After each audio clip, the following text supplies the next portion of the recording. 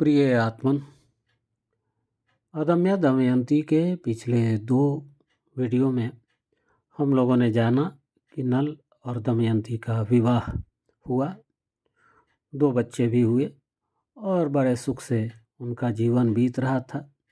लेकिन कलयुग के षड्यंत्र के कारण राजा नल जुए में अपना सब कुछ हार गए। राजभवन छोड़कर बाहर निकलना पड़ा। दमयंती भी पीछे पीछे चल रही थी। दोनों एक जंगल में पहुँचे। नल ने सोचा कि मेरे साथ रहकर दमयंती बहुत दुख पाती रहेगी, शायद यह अपने पिता के घर चली जाए। यह सोचकर नल उसे छोड़कर वहाँ से निकल पड़ा। जगने के बाद दमयंती भी पति की खोज करती हुई जगह जगह भटकती रही। इस बीच बहुत सारे संकटों का सामना करना पड़ा। फिर चेदिराज की राजधानी पहुंची। वहाँ की राजमाता ने उसे देखा और फिर अपने यहाँ ही उसके रहने का प्रबंध कर दिया। इधर दमयंती के पिता भीम को बड़ी चिंता हुई और उन्होंने नल और दमयंती का पता लगाने के लिए बहुत सारे दूतों को चारों दिशाओं में भेजा। एक दूत ने चेदिराज के महल में आकर दमयंती को पहचान लिया और यह दमयंती है, यह जानने के बाद राजमाता बहुत प्रसन्न हुई और राजमाता से स्वीकृति लेकर दमयंती अपने पिता के घर आ गई। अब इसके आगे की कथा देखें। कुंडिनपुर पहुंचकर दमयंती ने माता पिता को प्रणाम किया और दोनों बच्चों को गोद में लेकर दुलारने लगी। पुत्री इंद्रसेना ने पूछा, माँ, आपने हम लोगों को बहुत ज़रूरी बताकर नानी घर भेज दिया था, पर इतने दिनों तक आप क्यों नहीं आई? और पिताजी कहाँ हैं? आपके साथ वे क्यों नहीं आए हैं? बेटा इंद्रसेन भी माँ की ठुड्डी छूते हुए बोला, हाँ माँ, पिताजी कहाँ हैं? उन्होंने मुझे धनुर्विद्या सिखलाने का वचन दिया था, लेकिन आज तक धनुष भी नहीं दिलवाया। बच्चों की बातें सुनकर दमयंती का कलेजा मुख को आ रहा था। बड़ी मुश्किल से आंसुओं को रोकती हुई वह बोली, मेरे प्यारे बच्चों, किसी के भी सब दिन एक जैसे नहीं होते। कभी कभी जिंदगी में मुसीबतें भी आती हैं। उस समय अचानक अपने महल में ही एक गंदा आदमी आ गया था। वह हम सबको मारना चाहता था, इसीलिए मैंने चुपके से आप लोगों को नानी के पास भेज दिया था। बेटी इंद्रसेना ने पूछा, वह गंदा आदमी कौन था माँ, और हम लोगों को क्यों मारना चाहता था? बिटिया, वह हम लोगों का रिश्तेदार ही था। वह धोखे से हमें मारकर हमारा सब कुछ छीन लेना चाहता था। बेटा इंद्रसेन बोला, पिताजी ने उसे तलवार से क्यों नहीं मार दिया माँ? क्या वह गंदा आदमी उनसे ज़्यादा ताकत वाला था? नहीं बच्चे, तुम्हारे पिताजी के पास सच्चाई की ताकत है। उन्हें कोई गंदा आदमी कैसे हरा सकता है? फिर पिताजी कहाँ हैं? पिताजी उसे मारने चले तो वह भागने लगा। भागते भागते वह घने जंगलों में जाकर छिप गया। पिताजी लगातार उसे खोजे जा रहे हैं। मुझे उन्होंने तुम लोगों के पास भेज दिया है। वे उसे मार कर ही वापस आएंगे। बेटा इंद्रसेन भोली सूरत बनाकर बोला, फिर तो ठीक है माँ, पिताजी के आने पर मैं भी धनुर्विद्या सीखकर गंदे लोगों को मार दूंगा। दमयंती ने उसे छाती से चिपटाते हुए कहा, हाँ, मेरे दोनों बच्चे वीर बनेंगे, धर्म योद्धा।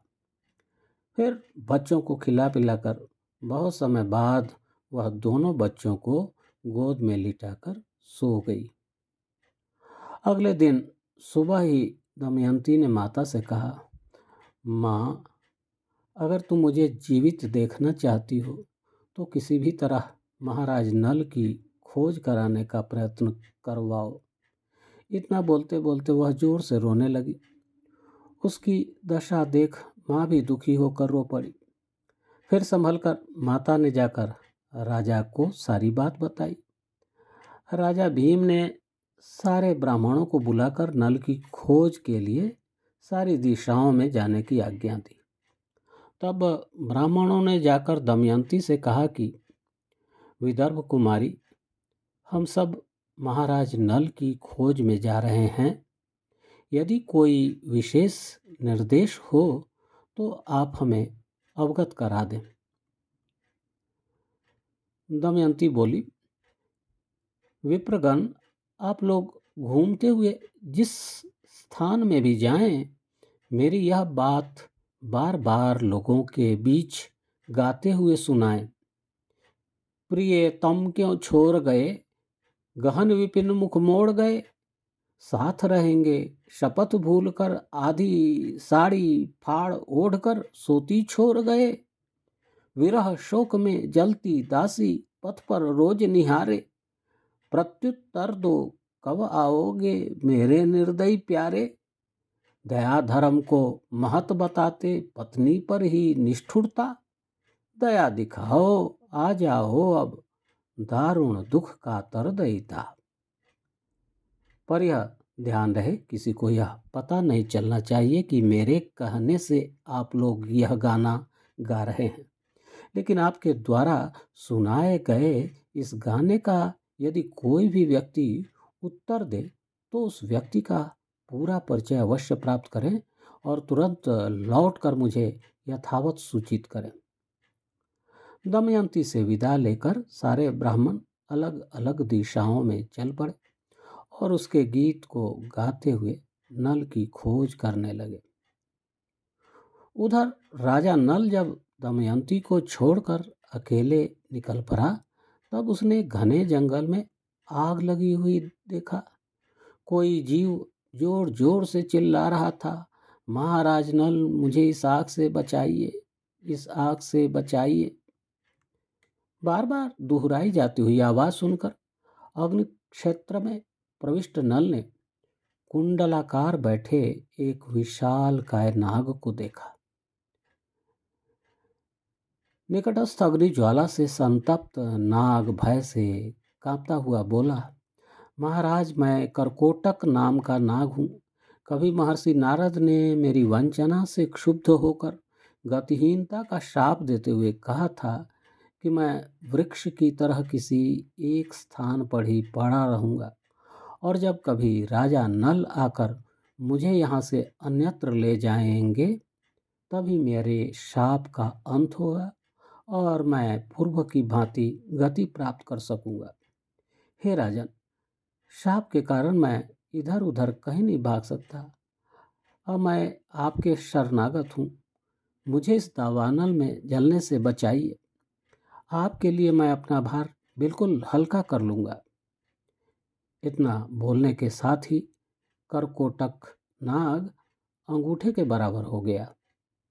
उसे उठाकर नल जब सुरक्षित स्थान पर पहुँचे तब उसने कहा, महाराज, मुझे जमीन पर रखने से पहले आप कुछ कदम गिनते हुए चलें, इससे आपका बहुत बड़ा हित होगा। नल ने उसकी बात मानते हुए गिनते हुए कदम बढ़ाना आरंभ किया। 1 2 3 4 10 का उच्चारण होते ही नाग ने नल को डस लिया। नागदंश के कारण नल का रंग काला पड़ गया। आश्चर्य से देखते हुए राजा नल को नाग बोला, महाराज, दैव योग से आज आपके अनुग्रह के कारण मैं शाप मुक्त हो गया। मैंने जानबूझकर आपको डसा है। आप मुझे अपना मित्र समझें। रूप बदल जाने से अब कोई आपको पहचान नहीं सकेगा। आपके ऊपर किसी विष का दुष्प्रभाव नहीं होगा और युद्ध में आप हमेशा विजयी रहेंगे। दूसरी बात कि आप जैसा पुण्यात्मा के भीतर घुसा हुआ जिस कलयुग ने छल कपट से इस तरह आपको दारुण दुख में डाला है, वह मेरे विष से अब हर क्षण आपके भीतर जलता हुआ व्यथित होता रहेगा। अब आप यहाँ से अयोध्या के लिए प्रस्थान करें और स्वयं को बाहुक नामक सारथी बताकर राजा ऋतुपर्ण से मिलें। उनसे मित्रता के बाद आपका कार्य सिद्ध होगा और आप अपनी पत्नी बच्चों सहित राज्य प्राप्त कर सकेंगे। और महाराज, जब कभी आप चाहें तब मेरा स्मरण करते हुए इस वस्त्र को धारण करने से आप अपना पूर्व स्वरूप धारण कर लेंगे। इतना बोलकर करकोटक नाग ने नल को 2 दिव्य वस्त्र दिए और वहां से अदृश्य हो गया। करकोटक नाग के अंतर्धान होने के पश्चात उसके परामर्श के अनुसार राजा नल अयोध्या की ओर चल पड़े। वहां राजा ऋतुपर्ण के सामने जाकर कहा, महाराज, मैं बाहुक हूँ। अश्व संचालन में कोई मेरी बराबरी नहीं कर सकता। पाक कला और समस्त शिल्प कलाओं के साथ साथ किसी प्रकार का कठिन कार्य करने का उत्साह रखता हूँ। इसलिए राजन, अर्थाभाव के कारण उपस्थित होने वाले मुझे आप अपने यहाँ किसी कार्य में रखने का अनुग्रह करें। राजा ऋतुपर्ण ने प्रसन्न होकर कहा, बाहुक, तुम आज से हमारे अश्वाध्यक्ष बनकर यहीं निवास करो और हमारे घोड़ों को प्रशिक्षित कर द्रुतगामी बना दो। बदले में तुम्हें 10,000 स्वर्ण मुद्राएं वार्षिक वेतन मिलेगा। ये दोनों मेरे सारथी वार्ष्णेय और जीवल हमेशा तुम्हारे सहयोग में उपस्थित रहेंगे। ऋतुपर्ण के आदेशानुसार नल वार्ष्णेय और जीवल के साथ सुख सम्मान पूर्वक अयोध्या में रहने लगे। पर दमयंती की याद उसे छोड़ती नहीं थी। रोज शाम में वह एक श्लोक दोहराया करता था, मंद बुद्धि की करती यादें कैसी होगी परित्यक्ता, क्षुधातुरा क्लांता कांता अनाश्रिता अवलाश्रांता। एक दिन रात में नल के इस श्लोक को सुनकर जीवल ने पूछा, बाहुक, तुम प्रतिदिन किस स्त्री के लिए इस तरह शोक व्यक्त करते रहते हो? नल ने कहा, किसी मंद बुद्धि की प्रिय पतिव्रता पत्नी थी, जिसने संकट में भी उसका साथ नहीं छोड़ा, पर सदा साथ रहने का वचन देकर भी किसी मजबूरी में फंसा पति उसे भयानक वन में अकेली छोड़कर चला गया। भूख प्यास से पीड़ित, मार्ग से अनजान, हिंसक पशुओं से भरे जंगल में चुपचाप पति द्वारा छोड़ दी गई उस असहाय अबला की याद करके पति शोक संतप्त होकर यत्र तत्र आहें भरता हुआ भटकता रहता है। इधर दमयंती के भेजे गए विदर्भ के ब्राह्मण चारों तरफ नल की खोज में लगे थे, किंतु किसी को सफलता नहीं मिल रही थी। दमयंती के एक एक दिन आशा में बीते जा रहे थे। कुछ अवधि बाद एक दिन परनाद नामक ब्राह्मण ने आकर दमयंती को सूचित किया, मैं महाराज नल का अन्वेषण करता अयोध्या नगरी पहुंचा और राजा ऋतुपर्ण के सामने भरी सभा में आपका संदेश गीत सुनाया। बार बार गाने पर भी राजा या किसी अन्य व्यक्ति ने मेरे गीत का कोई प्रत्युत्तर नहीं दिया, पर लौटते समय एकांत में राजा ऋतुपर्ण के बाहुक नामक कुरूप सारथी ने मुझे गीत का उत्तर दिया। बार बार सांसें छोड़ते और रोते हुए बाहुक ने कहा, उच्च कुल की स्त्रियां अत्यंत संकट में भी आत्मरक्षा करती हुई सत्य और स्वर्ग पर अधिकार कर लेती हैं। पति के परित्याग से भी वे क्रुद्ध होकर कभी उसके विपरीत आचरण नहीं करती। वह पुरुष संकट ग्रस्त होने से विवेक शून्य बन गया था। जीविका जुटाने के प्रयत्न में पक्षियों ने जिसका एकमात्र वस्त्र भी छीन लिया, जो पल पल चिंता की ज्वालाओं में दग्ध हो रहा था, उसने बड़ी दुविधा में पत्नी का परित्याग किया था। इसलिए वह शोकातुर, क्रोध करने योग्य नहीं है। बाहुक का उत्तर सुनते ही मैं तुरंत लौट आया हूँ। अब यह सब सुनकर आप जैसा निर्णय ले।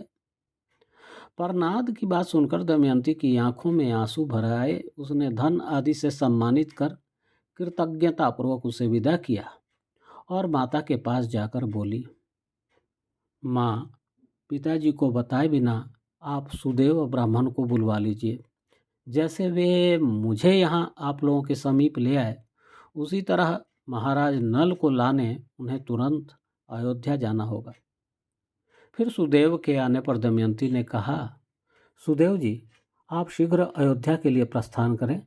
वहाँ जाकर आपको राजा ऋतुपर्ण से बताना है कि अभी तक राजा नल का कहीं कोई पता न चलने के कारण दमयंती कल ही स्वयंवर करने वाली है।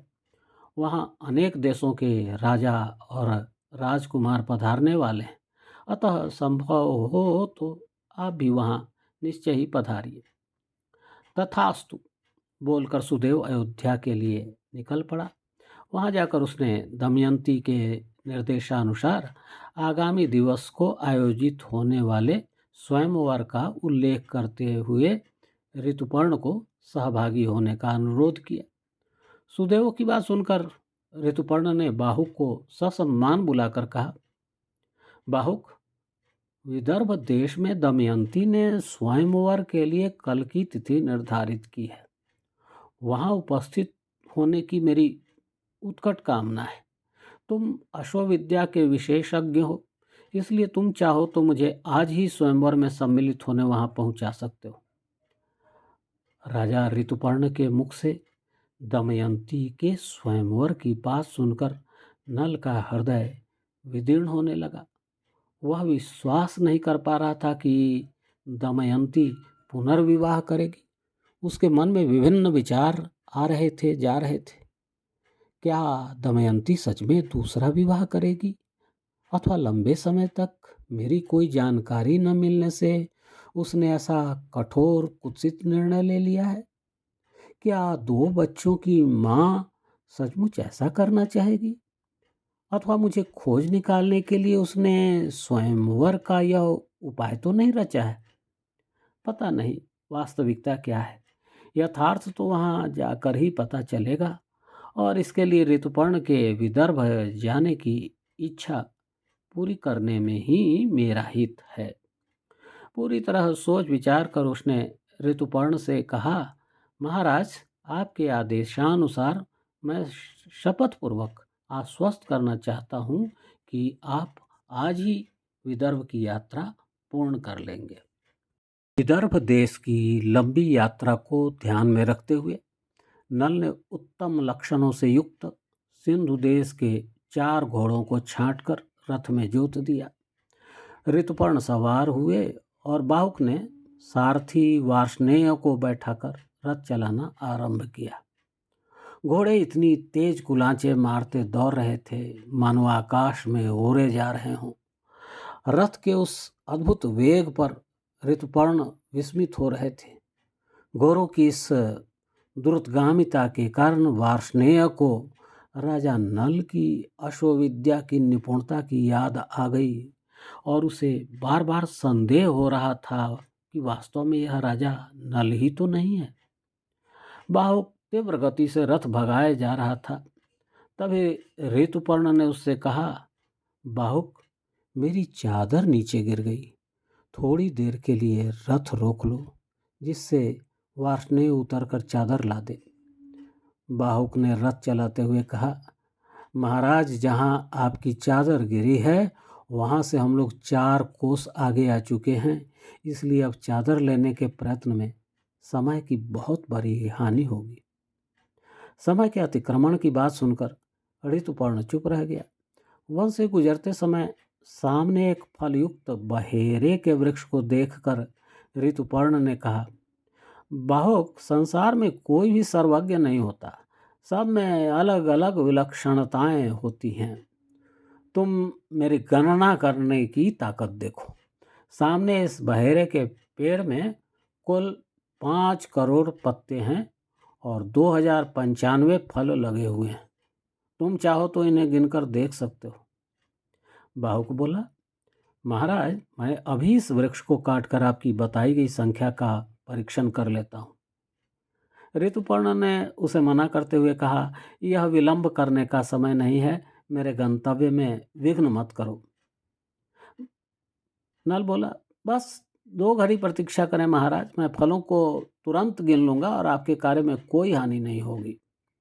ऐसा बोलकर बाहुक घोड़ों की लगाम वार्ष्णेय को थमाकर रथ से उतर गया।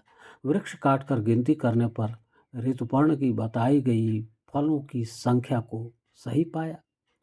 तब चकित होकर उसने कहा, महाराज, आप में गणित की अद्भुत शक्ति है।